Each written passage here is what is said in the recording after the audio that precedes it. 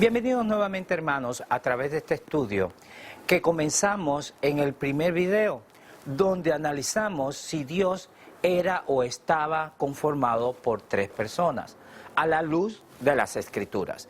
Posteriormente llegamos al tema del segundo video, donde analizamos la pregunta ¿quién es Cristo?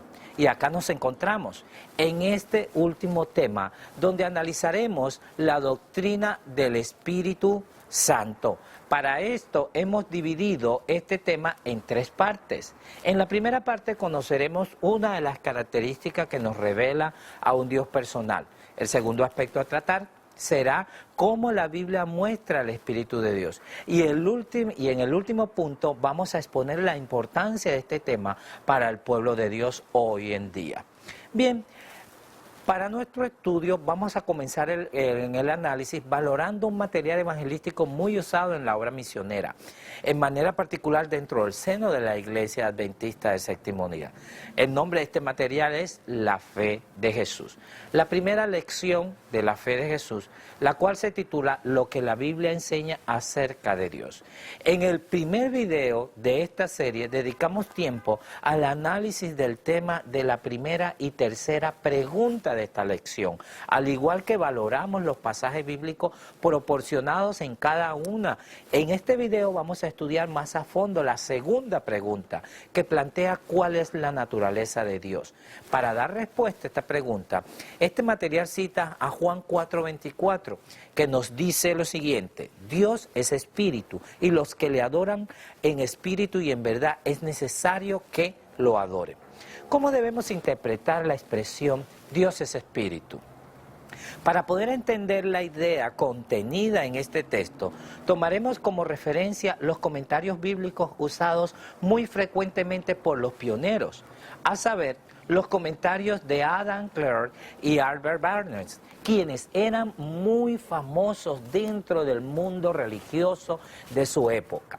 El comentario de Adam Clarke acerca de Juan 4:24 nos dice lo siguiente: Dios es un espíritu, y esta es una de las primeras más grandes, más sublimes verdades necesarias en el ámbito de la naturaleza.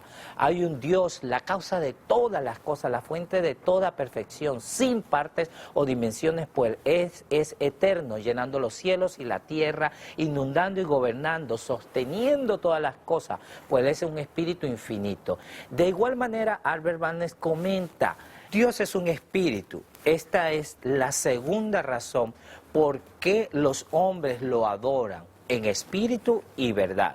Esto significa que Dios es incorporal, que Él no es material o compuesto de partes, que Él es invisible, presente en todo lugar, puro y santo. Esta es una de las primeras verdades de la religión y una de las más sublimes que alguna vez haya sido presentada a la mente humana. En resumen, ambos autores creen que Dios es incorporal, sin partes o dimensiones.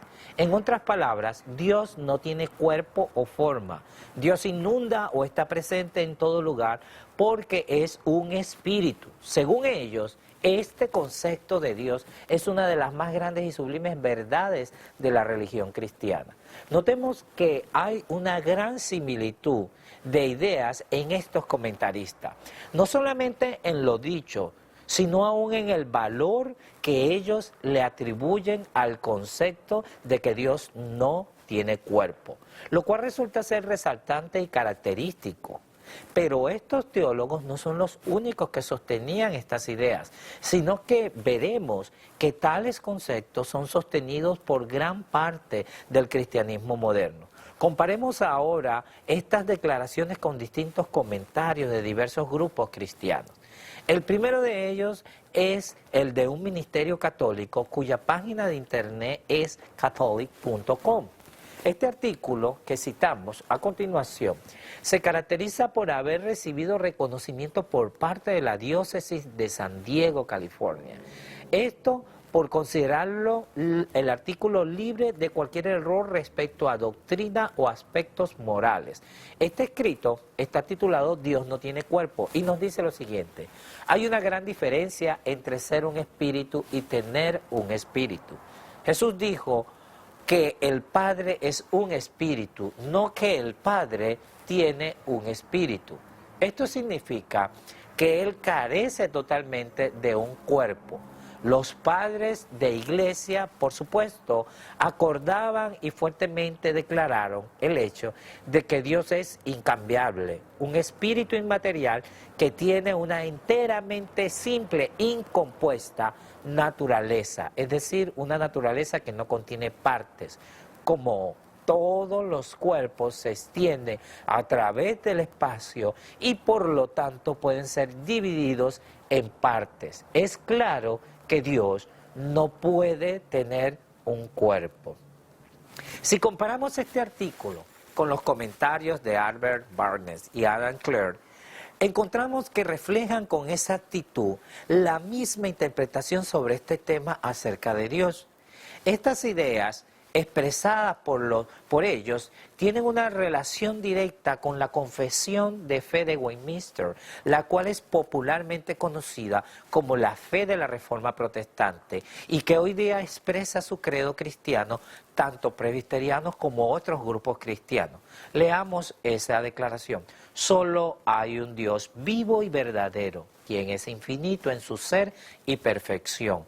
Espíritu purísimo, invisible, sin cuerpo, sin miembros, ni pasiones, incambiable. Esta confesión es similar a la confesión de la fe bautista, la cual se expresa de igual manera con respecto a este tema acerca de Dios. No hay sino un solo Dios. El único viviente y verdadero existe por sí mismo, es infinito en su ser y perfecciones. Su esencia no puede ser comprendida. Él es espíritu purísimo, invisible, sin cuerpo, miembros o pasiones. Todos los grupos hasta aquí mencionados comparten una misma doctrina, que es a saber, la Trinidad. Y como común denominador creen que Dios no tiene cuerpo. Ellos tienen una marcada oposición a la idea de que Dios tiene cuerpo. Todos usando como base la expresión bíblica Dios es espíritu. Reflexionaremos. ¿Será que esta expresión, Dios es espíritu, debe ser interpretada como que Dios no tiene forma o cuerpo? ¿O habrá algún vínculo, nexo o algún tipo de relación entre la doctrina trinitaria con la idea de un Dios que no tiene forma o cuerpo? Indudablemente estas preguntas demandan la más seria reflexión y consideraremos que en el análisis de estas preguntas vamos a encontrar aspectos tanto engañosos como perniciosos dentro de la doctrina trinitaria. No es al azar o por pura casualidad que encontremos esta relación directa del concepto de la doctrina de la Trinidad con la de un Dios a un Dios no corpóreo.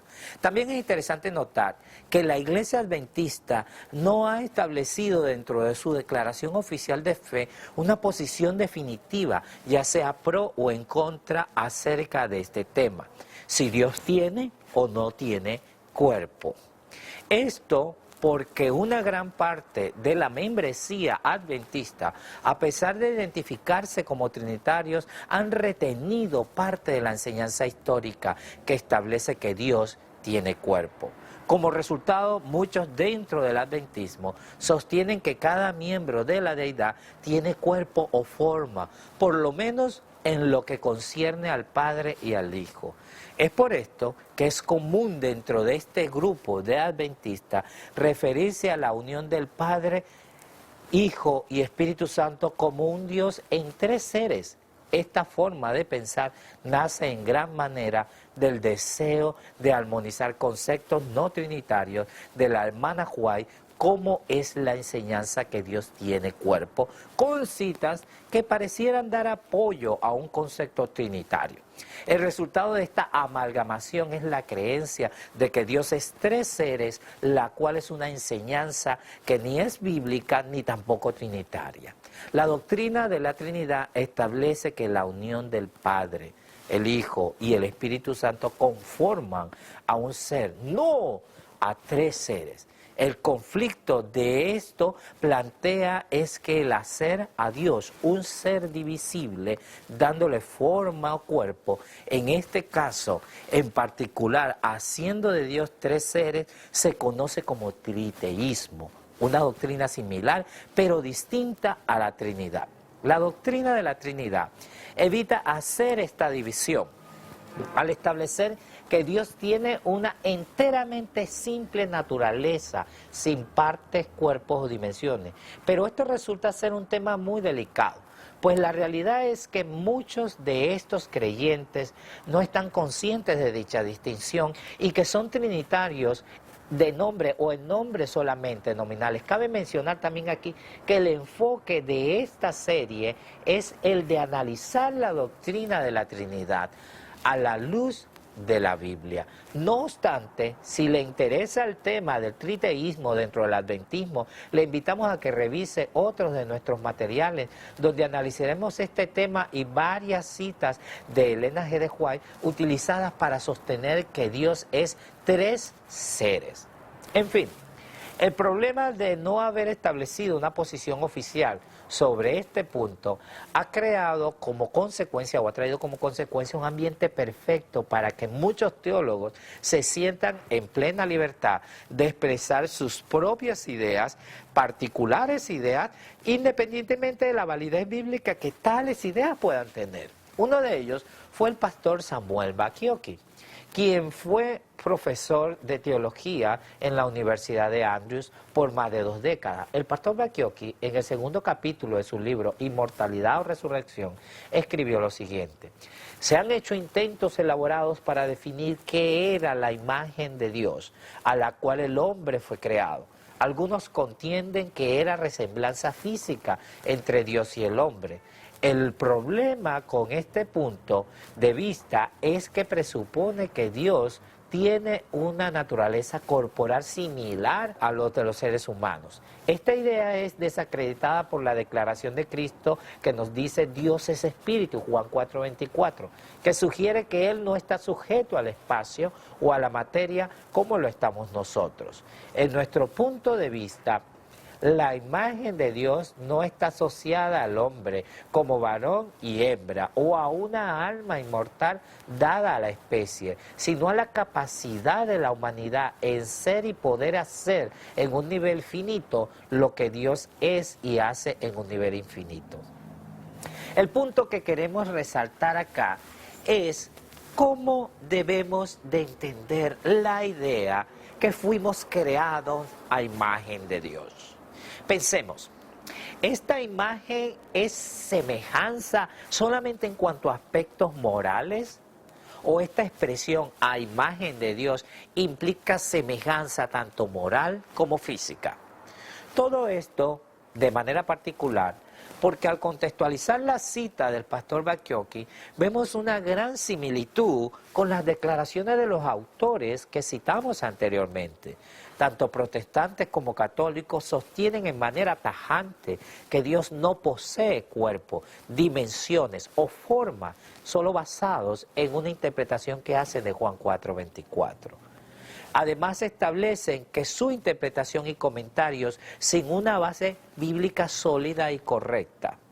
Y me llaman poderosamente la atención la relación que existe entre la doctrina de la Trinidad con el concepto de un Dios sin cuerpo ni forma, de una naturaleza enteramente inmaterial.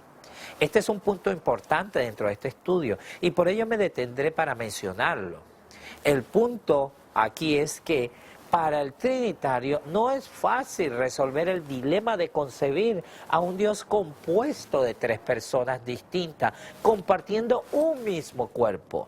Esta idea le resulta una atrocidad, el pensar en un Dios con un cuerpo y, por así decirlo, 3 cabezas.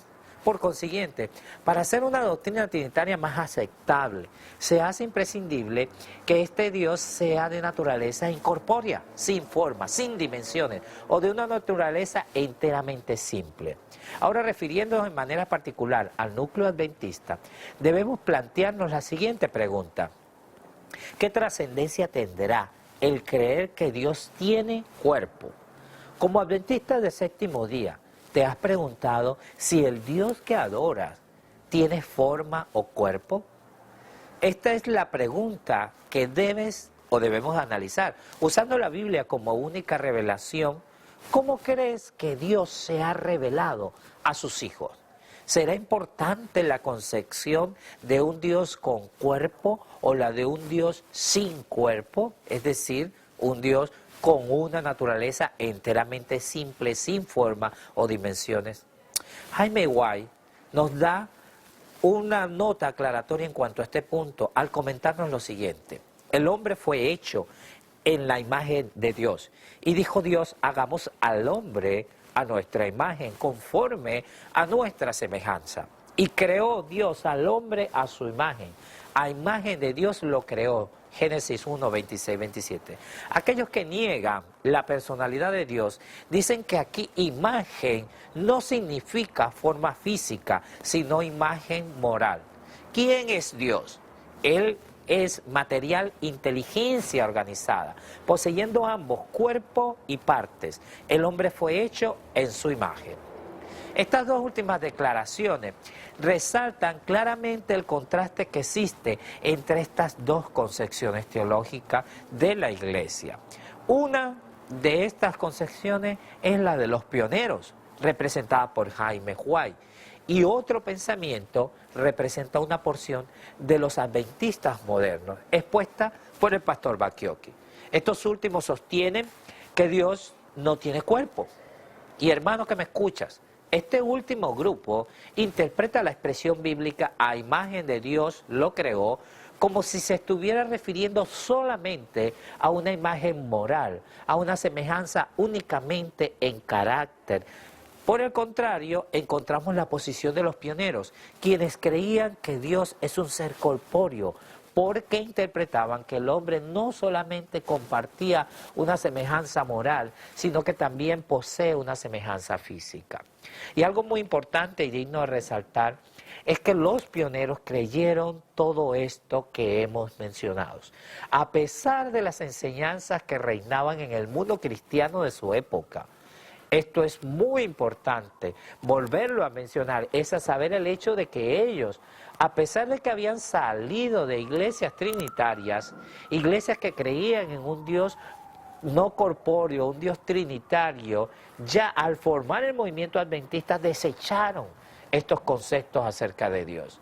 Una de estas personas fue la esposa de Jaime White, quien también escribió acerca de la relación de la imagen de Dios con el hombre.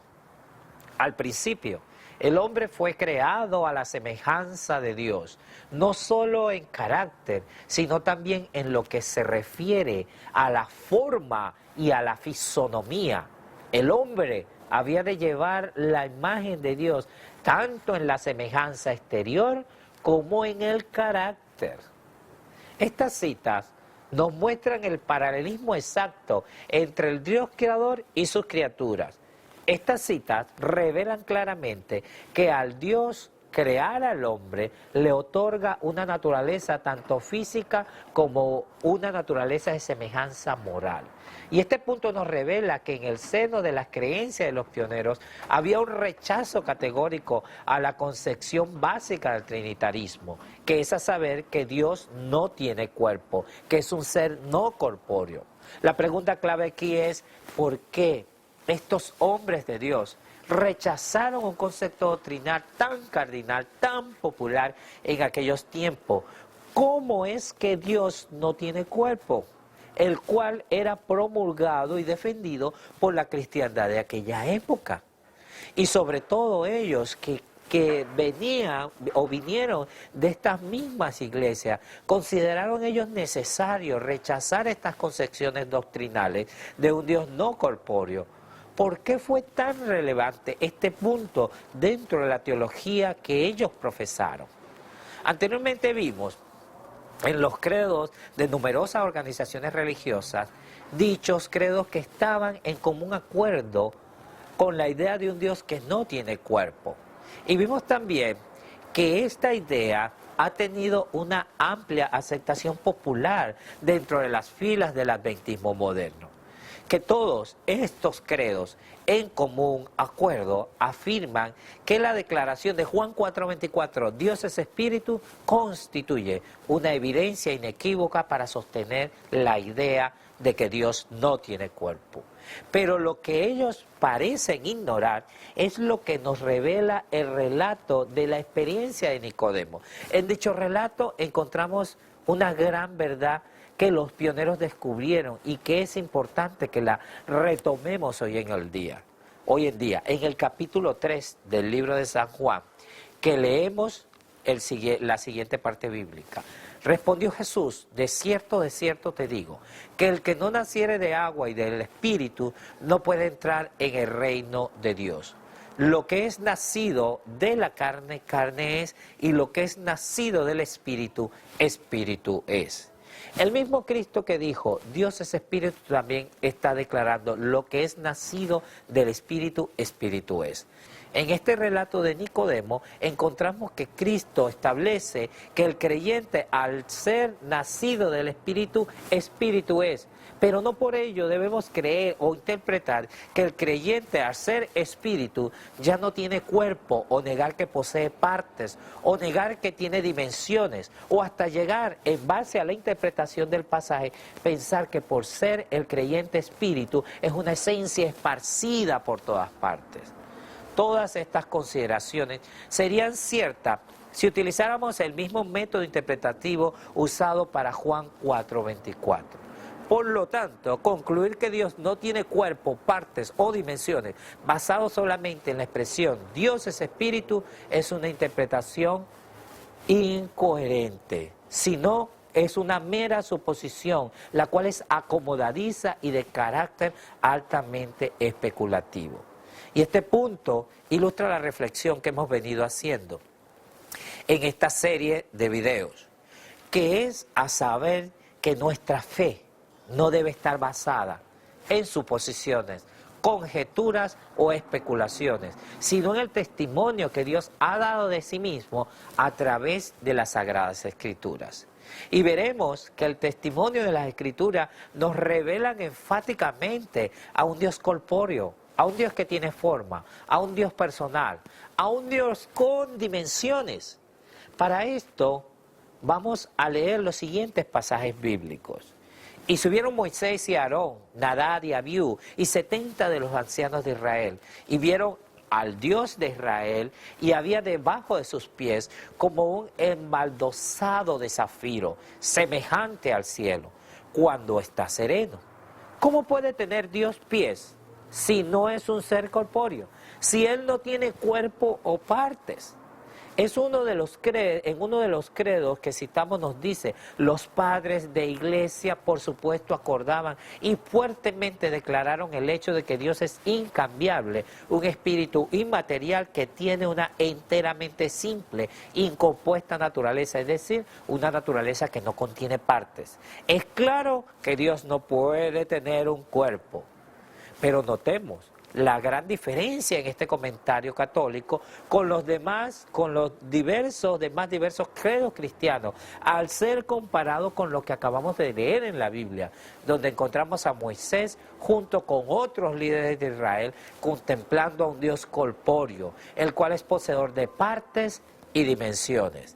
Y esta idea que nos muestra el pasaje resulta ser muy ajena al concepto de un Dios no corpóreo, sin partes e inmaterial, como hemos visto que es lo que enseña la doctrina de la Trinidad.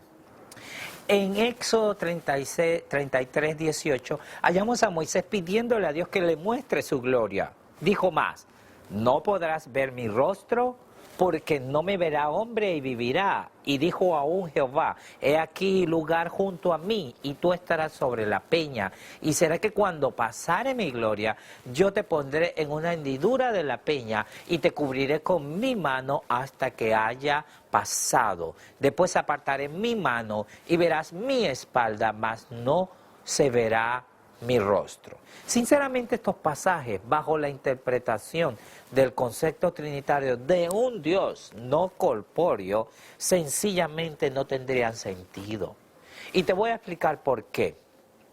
¿Cuál ustedes creen que sería el propósito de Dios y el de la revelación bíblica al dejar evidencia detallada del evento cuando Dios quiso mostrarse a Moisés? Que lo cubriera con su mano, la cual no tiene, con el propósito que Moisés no vea su rostro, el cual no posee, y además voltearse para mostrarle su espalda, la cual tampoco Dios posee. Las acciones de Dios en estos pasajes, bajo el concepto de un Dios trinitario no corpóreo, debemos entenderla como un total y abierto engaño. Estas interpretaciones trinitarias ponen en tela de juicio la credibilidad en el Dios que la Biblia revela. Esto sin dejar a un lado cómo tales pretensiones invalidan el propósito de Dios, quien por medio de estas acciones descritas en los pasajes bíblicos que mencionamos, Dios desea, anhela mostrarse a Moisés tal cual Él es, con el fin de dar una certeza y garantía en el éxito de la obra de liberación del pueblo de Israel. Hermano que me escuchas, despertemos. Valoremos en su justa perspectiva la revelación de las Sagradas Escrituras, que nos muestra a un Dios de verdad, no a un Dios de especulaciones y mentiras. La revelación que Dios da de sí mismo en las Sagradas Escrituras no es la de un ser sin forma, sin partes, o la de un ser sin cuerpo. Muy al contrario, vez tras vez nos muestra a un Dios personal, con características particulares, con forma, a un Dios corpóreo. Veámoslo en los pasajes siguientes. Mirad que no despreciéis a uno de estos pequeñitos, porque os digo que sus ángeles en los cielos contemplan siempre el rostro de mi Padre que está en los cielos. De manera explícita, Mateo nos señala a un Dios que posee rostro. Es en el libro de Hechos que leemos lo siguiente: mas él, Esteban, estando lleno del Espíritu Santo, puesto los ojos en el cielo, vio la gloria de Dios y a Jesús que estaba a la diestra de Dios, y dijo: he aquí veo los cielos abiertos y al Hijo del Hombre que está en la diestra de Dios. De nueva cuenta, vemos que la revelación que Dios da de sí mismo no es la de un ser incorpóreo, sino la de un ser personal, con dimensiones propias y particulares. Por eso es que Esteban vio a Jesús a la diestra de Dios, brindándonos una idea de esta propiedad que Dios posee, la de estar presente en un lugar. Hasta aquí podemos reafirmar la idea de que el Dios revelado en la Biblia es la de un Dios con dimensiones, es la de un ser personal. Ciertamente, la Biblia nos presenta esto como una verdad cardinal de Dios. Dios es un ser corpóreo, un Dios poseedor de formas y dimensiones. Pero hay otra verdad trascendental en las Sagradas Escrituras. Esta verdad es la de mostrarnos a un Dios que es omnipresente, el cual está constantemente en relación con su creación. Vayamos a 2 de Crónicas 6:18 y Jeremías 23:24 para ver dos ideas que nos plantean estos escritores bíblicos. Leamos. He aquí los cielos y los cielos de los cielos no pueden contenerte. ¿No lleno yo los cielos y la tierra?, declara el Señor. Estos pasajes nos plantean la gran interrogante: ¿cómo podemos armonizar estos pasajes que nos hablan de un Dios omnipresente con la verdad bíblica de un Dios que es corpóreo, poseedor de partes y dimensiones? Para dar respuesta a esta pregunta, vamos a recapitular un poco en citas previas. Habíamos estudiado el testimonio de Moisés, de Jesús, de Esteban y otros personajes, todos testificando, revelando a un Dios, como un ser personal, quien es poseedor de un cuerpo con partes y dimensiones. Y partiendo del principio que la palabra de Dios es fiel y verdadera, tenemos que concluir que estos dos conceptos deben de poseer una conexión y por ende deben explicarse coherentemente. Si Dios es un ser corpóreo con dimensiones, ¿cómo entonces Jeremías nos dice que Dios llena los cielos y la tierra? Y es en este punto que cabe la reflexión. Deberíamos polarizarnos, irnos a los extremos de rechazar la posición de un Dios corpóreo por esta evidencia que aparentemente da la impresión de un Dios que está en todas partes. ¿Serán antagónicas estas dos ideas o podemos armonizarlas? Para dar respuesta a estas interrogantes, que por cierto son muy válidas dentro del estudio de este tema, vamos nuevamente a citar a un pionero del movimiento adventista. Su nombre es Jaime White, quien es en el mismo panfleto, La personalidad de Dios, escribió ilustrando por medio de una dinámica de preguntas y respuestas el siguiente fragmento.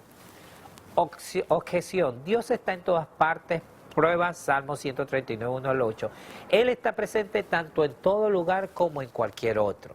Primero debemos aclarar que esta declaración, Él está presente tanto en todo lugar como en cualquier otro, es de carácter trinitario, que no señala a un Dios incorpóreo sin dimensiones ni forma, el cual está presente tanto en todo lugar como en cualquier otro. Es decir, que literalmente Dios no está más presente en el cielo ahora que lo que está aquí en la tierra, ahora mismo aquí en la tierra. Y como comentario anexo, encontramos un aspecto que es muy importante. Muchos de nosotros podemos ignorar o pasar por alto que con esta objeción que acabamos de mencionar se está rechazando la verdad bíblica, que Dios es un ser corpóreo, y quiero ser aún más enfático en este punto. Hay una gran diferencia entre tener la presencia de Dios en espíritu y tenerlo a Él literalmente en persona. Claro, entendiendo este razonamiento bajo la premisa que ahora mismo Él está de forma física morando en el cielo y que no lo tenemos en persona acá, en la tierra, todo esto como parte de un plan cuyo propósito es el de prepararnos para el gran día final, donde lo podamos ver cara a cara. Porque si lo tuviéramos en persona literalmente al presente, ahora mismo, seríamos destruidos por su gloria, por la condición de pecado en que nos encontramos. Pero continuemos leyendo. Respuesta 1. Dios está en todas partes por virtud de su omnisapiencia, como veremos por las mismas palabras de David referidas arriba, versículos 1 y 6. Respuesta 2. Dios está en todas partes por virtud de su Espíritu, el cual es su representante y es manifestado donde quiera que Él le plazca. Dios está en el cielo. Esto se nos enseña en la oración del Padre nuestro, nuestro Padre que está en los cielos, Mateo 6, 9, Lucas 11, 2. Si Dios está tan igual en todas partes como Él está en cualquier lugar, entonces el cielo también está en todas partes como en cualquier lugar. Y la idea de ir al cielo sería completamente un error. Nosotros estaríamos todos en el cielo y la oración del Padre nuestro, de acuerdo a esta teología nebulosa, simplemente significaría: Padre nuestro que estás en todas partes, santificado sea tu nombre, venga tu reino, hágase tu voluntad en la tierra como en todas partes. En esta respuesta, Jaime White rechaza la idea que Dios está tan igual en un lugar como en otro. Él está haciendo una clara distinción, dando énfasis en que Dios está en un lugar en específico. Este pensamiento es evidenciable en los pasajes bíblicos que citaremos a continuación. En Juan 16, 28 Jesús dijo: salí del Padre y he venido al mundo. Otra vez dejo al mundo y voy al Padre. Y después de la resurrección Jesús dijo: no me toques, porque aún no he subido a mi Padre. Mas ve a mis hermanos y diles: subo a mi Padre y a vuestro Padre, a mi Dios y a vuestro Dios. Pensemos por un momento que si la idea de los credos trinitarios fuera la correcta o fuese la correcta y por ende Dios está tan igualmente en un lugar como lo está en otro, entonces muchos textos bíblicos no tendrían significados. Analicemos. ¿Para qué subir al cielo o subiría Cristo al cielo a la diestra del Padre si ya el Padre estaría tan igual a su lado acá en la tierra como lo está en el cielo? ¿O por qué decir Padre nuestro que estás en los cielos, donde esta línea de pensamiento lo más correcto tendría que ser Padre nuestro que estás en todas partes? La respuesta sería que a pesar de que Dios es un ser omnipresente, debemos hacer una clara distinción entre tener a Dios de manera corporal y de tenerlo en espíritu. Otro pionero aclara estas ideas es John Losborough, quien escribe lo siguiente: en las Escrituras se habla del Espíritu de Dios como el representante de Dios, el poder por el cual Él trabaja, la agencia por la cual sostiene todas las cosas. Esto es claramente expresado por el salmista, Salmo 139, 7 al 10. Aprendemos de este lenguaje que cuando hablamos del Espíritu de Dios, en realidad estamos hablando de su presencia y poder. Cuando Jaime White y otros pioneros hablaban que Dios está presente por medio de su Espíritu, se estaban refiriendo al hecho indubitable que Dios posee un Espíritu propio. Entonces, podemos concluir que Dios, al enviarnos su Espíritu, Él se hace presente en el creyente, es decir, que tenemos su presencia acá en la tierra por medio de su Espíritu. Encontramos la gran similitud que existe entre esta interpretación de los pioneros y la posición sostenida por el pueblo judío. Como evidencia, vamos a citar algunos ejemplos bíblicos que nos revelan una enseñanza básica, a saber que el espíritu de una persona es la misma persona. Es decir, que cuando la Biblia nos habla del espíritu de una persona, está hablando de la misma persona, está hablando de su mismo ser. Leamos. En el segundo año del reinado de Nabucodonosor, soñó Nabucodonosor sueños, y perturbándose su espíritu, y su sueño se huyó de él. Y el rey les dijo: he soñado un sueño y mi espíritu se ha perturbado por saber del sueño. Preguntémonos, de acuerdo al pasaje, ¿quién se turbó? ¿Nabucodonosor o alguien conocido como el espíritu de Nabucodonosor? Otro ejemplo es el de Daniel, el profeta. Mi espíritu fue turbado, yo, Daniel, en medio de mi cuerpo, y las visiones de mi cabeza me asombraron. En este caso también deberíamos preguntarnos, ¿quién se turba? ¿Daniel o un ente llamado el espíritu de Daniel? Ahora, otro ejemplo bíblico es el de Job. Por tanto, yo no reprimiré mi boca, hablaré en la angustia de mi espíritu y quejaréme con la amargura de mi alma. De todos los textos que leímos anteriormente, la Biblia revela que las acciones del espíritu de una persona son en sí las acciones de esta misma persona en particular. Cuando el espíritu de Nabucodonosor fue perturbado, no fue otra persona de quien se está hablando, sino de Nabucodonosor mismo. Él es quien se turbó. De igual manera, cuando el espíritu de Daniel fue turbado, no fue otro ser, sino Daniel mismo quien se turbó.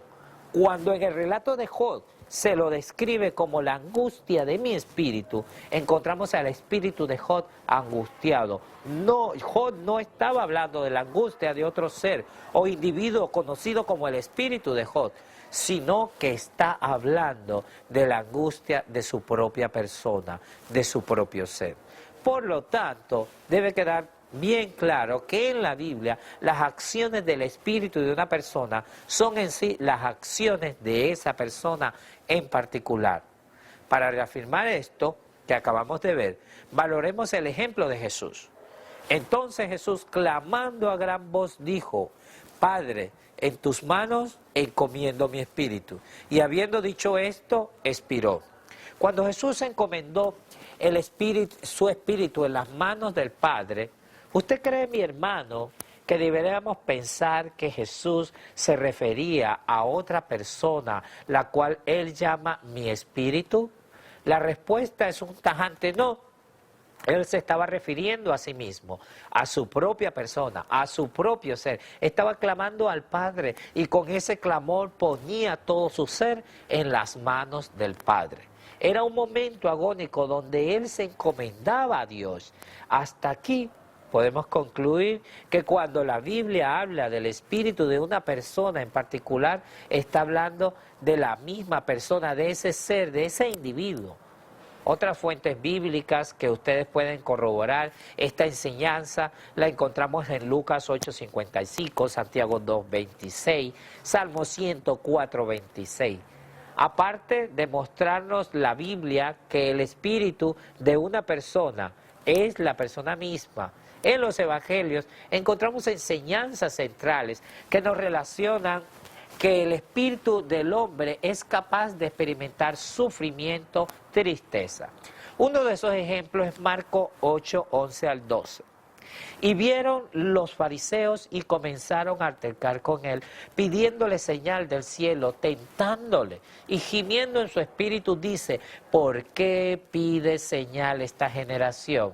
De cierto os digo que no se dará señal a esta generación. Anteriormente vimos que la Biblia enseña que el espíritu del hombre tiene emociones y sentimientos.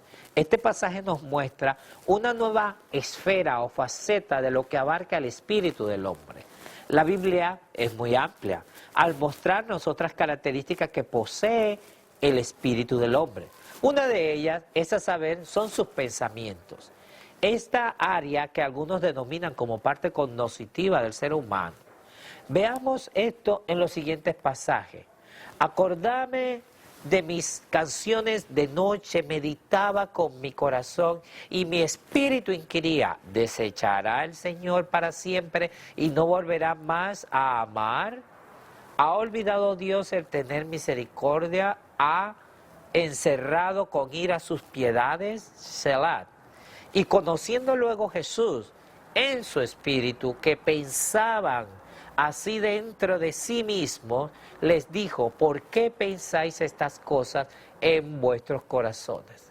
En estos pasajes vemos reflejado que el espíritu engloba una capacidad cognitiva, la actividad pensante del ser humano.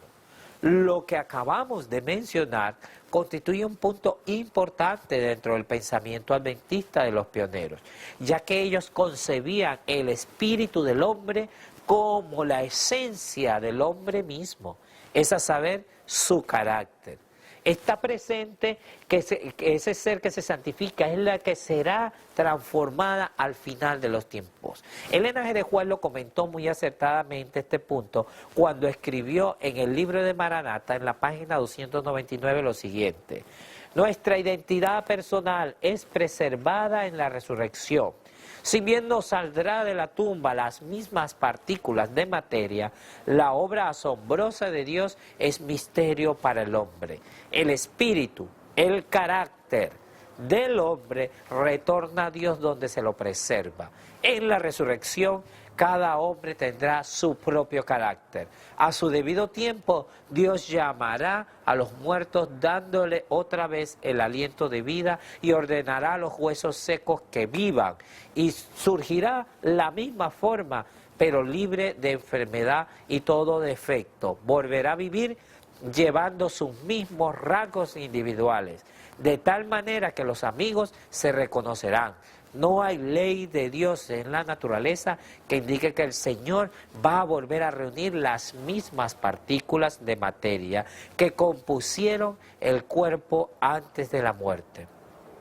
Dios dará a los justos muertos un cuerpo conforme a su beneplácito. Este mismo principio lo hallamos en el relato de Pablo, en 1 Corintios 15, 35 al 44, donde se especifica que lo único que nos llevaremos al cielo será nuestro carácter. Mas dirá alguno: ¿cómo resucitarán los muertos? ¿Con qué cuerpo vendrán? Necio. lo que tú siembras no se vivifica, sino muere antes. Lo que siembras no siembras el cuerpo que ha de salir, sino el grano desnudo, acaso de trigo o de otro grano. Mas Dios le da al cuerpo como quiso y a cada simiente su propio cuerpo. Podemos concluir en manera general que de estos dos relatos que este cuerpo que tenemos es solamente temporal y de carácter transitorio. Lo único que se preserva de esta existencia humana es el espíritu del creyente. Nuestro espíritu, que es nuestra identidad, es lo único que se preserva de acuerdo a las citas. Es lo único que por medio del poder de Dios trascenderá a una existencia más elevada. Retomando la idea de Elena White, quien ilustró la función del espíritu del hombre de la siguiente manera. El espíritu, el carácter del hombre retorna a Dios donde se lo preserva. En conclusión, el espíritu del hombre es sinónimo del carácter del hombre. Es lo único que del hombre que Dios preserva después de la muerte. Por eso podemos decir con toda propiedad que el espíritu del hombre es la esencia del hombre. Ella, de igual manera, establece que el carácter de Dios es sinónimo del espíritu de Dios. Leámoslo. Deberíamos todos ser llenos de la plenitud de Dios. El carácter, el espíritu de Dios debe ser revelado en el hombre finito. En estas citas de Elena White podemos apreciar un paralelismo exacto entre el espíritu del hombre como el carácter del hombre y el espíritu de Dios como el carácter de Dios. El paralelismo entre la relación del espíritu del hombre con el hombre y el espíritu de Dios con Dios no solo encuentra apoyo en los escritos de los pioneros, sino que de igual manera las escrituras dan testimonio de lo mismo. Hay una comparación grandiosa que se puede apreciar entre Proverbios 20:27 y 1 Corintios 2:10. Lámpara de Jehová es el espíritu del hombre, el cual escudriña lo más profundo del corazón. Pero Dios nos lo reveló a nosotros por el Espíritu, porque el Espíritu todo lo escudriña, aún lo profundo de Dios. Ambas citas se complementan para mostrarnos que definitivamente la Biblia revela que hay una relación directa entre el hombre y su espíritu, entre Dios y su espíritu, la misma función o relación que el hombre tiene con su espíritu es la misma relación que Dios tiene con su espíritu. Pero sigamos leyendo lo que nos comenta Pablo. Pero Dios nos lo reveló a nosotros por el Espíritu, porque el Espíritu todo lo escudriña, aún lo profundo de Dios. Porque ¿quién de los hombres sabe las cosas del hombre, sino el Espíritu del hombre que está en él? Así tampoco nadie conoció las cosas de Dios, sino el Espíritu de Dios. Es de suprema importancia entender este modelo que Pablo utiliza para explicar la relación de Dios con el Espíritu de Dios. Es la misma relación entre el hombre y el Espíritu del hombre. Pablo claramente resalta la relación que el hombre tiene con su espíritu. Es igual a la relación que Dios tiene con el suyo, cuyo antecedente lo encontramos en Génesis 1:26, y fuimos creados a imagen y semejanza de Dios, cuya idea no era ajena a la creencia de los pioneros, que creían que el hombre no solo fue hecho en semejanza exterior a Dios, sino que ambos poseen un espíritu como parte integral de su existencia. Por lo tanto, vemos que el hombre es un reflejo de su creador, expresado en el paralelismo que se resume en el siguiente cuadro. Lo que acabamos de mencionar es sostenido por la Biblia y vez tras vez es ilustrado en las epístolas paulinas. Pablo usa una analogía donde ilustra la existencia de dos hombres en el cristiano, el hombre carnal y el hombre espiritual, los cuales están coexistiendo en cada creyente. Leamos.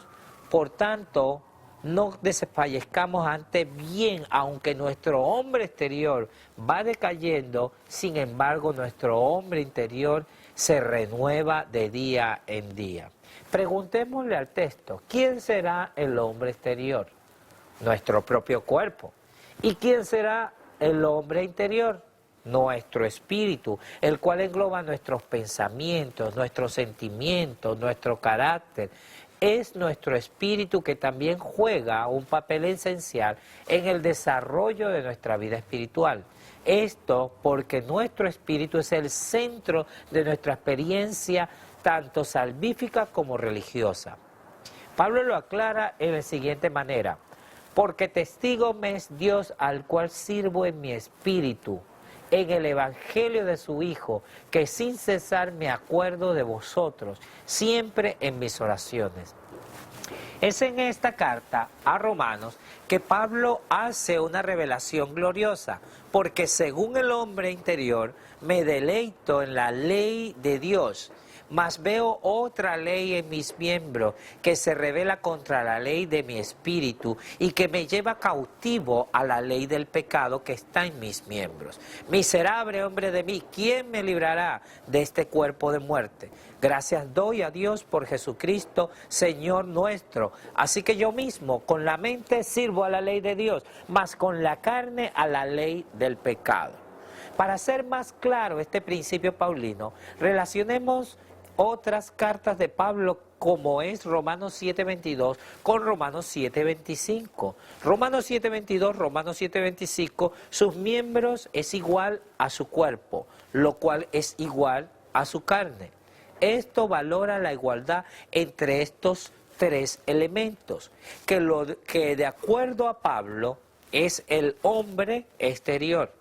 Lo mismo ocurre con el versículo 7:25, donde el hombre interior es igual a su espíritu, lo cual resulta ser igual a la mente del cristiano, que haciendo énfasis correcto es lo que conocemos como el hombre interior. Entendiendo que queda bastante claro que en estas porciones bíblicas la palabra que usa Pablo como miembros es sinónimo del cuerpo, es decir, la carne, que en 2 Corintios 4:16 Pablo lo identifica como el hombre exterior. Por otra parte, el mismo autor señala al hombre interior como el espíritu del hombre, y que en Romanos 7:25 Pablo lo señala como la mente del creyente. Estas analogías se hacen interesantes porque nos enseñan que la condición del hombre es la de estar librando una batalla contra el pecado, cuya batalla se resume en una lucha entre dos seres, el hombre exterior y el hombre interior. Pero hay un mensaje de esperanza para ti, hermano, que luchas. No estás solo en este conflicto, abandonado a tu propia suerte, sino que Dios interviene a tu favor. Es la respuesta de un Dios amoroso ante este conflicto de los siglos, la muerte de Cristo en la cruz. Dios provee por medio de la expiación la solución para el alma agobiada por la consternación que produce el pecado. La gran pregunta ante esta realidad es: ¿cómo Dios interviene en esta lucha? ¿Cómo Dios nos hace vencedores en medio de este conflicto? La respuesta, mi querido hermano, es a través de su Espíritu. Como lo hemos enseñado, es por medio del ser interior de Dios, su Espíritu, el cual está obrando, trabajando en el hombre caído. Es por este medio que Dios otorga la victoria sobre el pecado. Esta gran verdad espiritual la vemos plasmada en la siguiente joya bíblica: que os dé, conforme a las riquezas de su gloria, el ser corroborados con potencia en el hombre interior por su Espíritu. En resumen, mi querida audiencia, el mensaje es que te apoderes de esta verdad gloriosa, que es la de servir a un Dios personal, un Dios corpóreo, poseedor de formas y dimensiones, el cual se hace presente en tu vida. Él interviene en tu favor y el mío cuando más lo necesitamos. No olvidemos esto nunca. No estamos solo en esta lucha. Existe un Dios amoroso, personal, que cuida de ti y de mí. Y es ese Dios personal que está redimiendo al hombre caído día a día. Él no nos abandona y nos invita vez tras vez a que le conozcamos como realmente Él es. Un Dios personal, con forma y dimensiones. No nos quedemos con nuestras ideas erróneas acerca de quién Él es, amparados con la sola idea que nos han vendido, la de un Dios incorpóreo e impersonal. Es solemne el momento para preguntarte, tú que escuchas, ¿serás uno de aquellos que niega que Dios tiene forma, partes y cuerpo y que es poseedor de un espíritu propio? ¿Acaso niegas la personalidad de Dios? Por ende, creyendo que solo fuimos creados a una semejanza moral con Él y por lo tanto crees que Dios no posee un ser interior, te pregunto directamente, ¿fuiste o no creado a su semejanza? La pregunta crucial es, ¿servirás al Dios personal revelado en las Escrituras, el cual posee forma, cuerpo y espíritu, o creerás al Dios de los credos religiosos, cuyas enseñanzas están basadas en fábulas y meras doctrinas de hombre? Yo pienso que con toda la evidencia bíblica que hemos manejado en esta serie de videos, queda suficientemente claro cuál es la posición bíblica revelada por Dios a su pueblo elegido. Y es mi deseo que medites seriamente y tomes una decisión a favor de un así dice Jehová. Con este pensamiento damos por concluido esta primera porción de este tercer video.